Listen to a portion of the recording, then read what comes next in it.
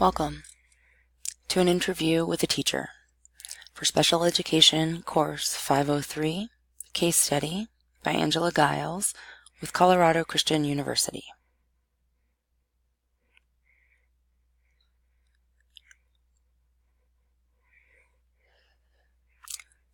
So let's look at what behavior issues this student has.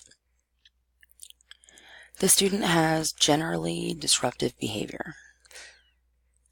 Those are identified as attention-seeking, often inappropriate timing and volume of laughter, comments, noises, etc. Also identified as impulsivity, both verbal and physical. This child will talk out of turn or blurting out answers, and the physical sometimes is hitting. The third behavior that this child exhibits that is problematic is what the teacher would describe as argumentative or avoidance in strategies. Most often it's an assertion of will over peers, assertion of will over authority, or assertion of will over activity. The teacher described these behaviors as argumentative or avoiding situations where she does not get what she wants. The next thing I wanted to look at was how frequently these behaviors occur during a typical class session. This was based on independent observation. You can see here there was some avoidance of peers. There was quite a bit more off-task behavior, smaller amount of hitting, and then also some attention-seeking behaviors going on. The next question the teacher was asked was, what strategies have worked to reduce problem behaviors with this student?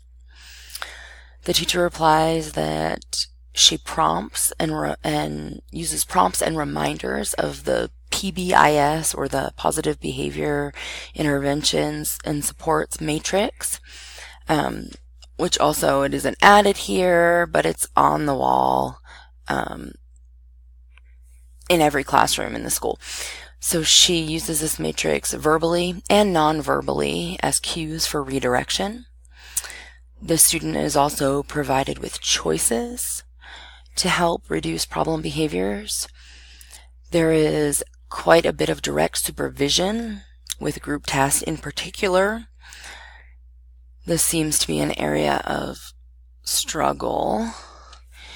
The teacher also addressed that she uses visual organizers to, again, bulletize or lay out tasks for the child. And sometimes she does things with reference to time management to support larger tasks, as in saying, okay, you have 15 minutes to finish this part, check back with me, and go on. One of the areas that she doesn't get to use as often as she would like, but has seemed to be very helpful, was sensory resources, as needed and when available again. Sometimes they can be as simple as sending this child to walk on an errand, whether it's real or made up. Take a note to the office. Can you go check something for me?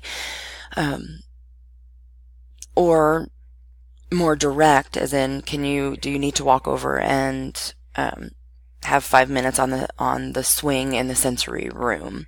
Again, some of these things are not always available, but they have been shown to be very helpful with this student when applied.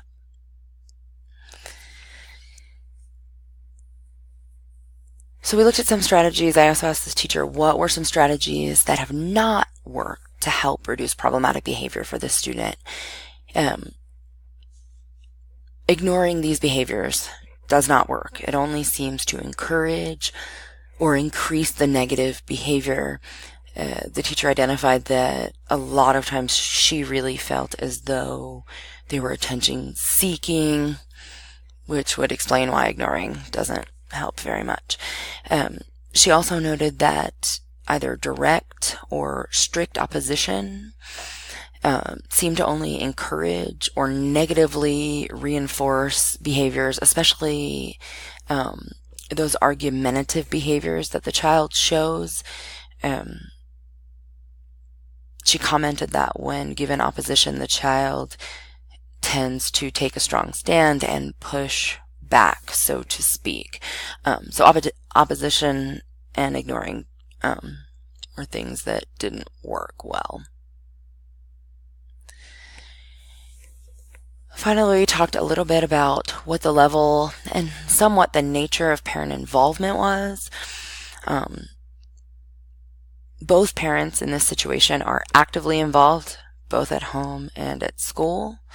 Both parents engage in positive behavior standards, proactive and reactive measures. I did ask what she meant a little bit. The proactive was trying to prevent behaviors, and then obviously the reactive is what consequences follow, or what the consequences are from the parents or involved at home when behavior issues happen.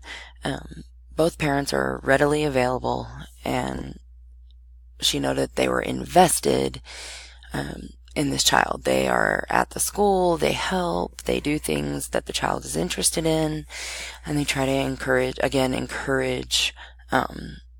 these positive behaviors.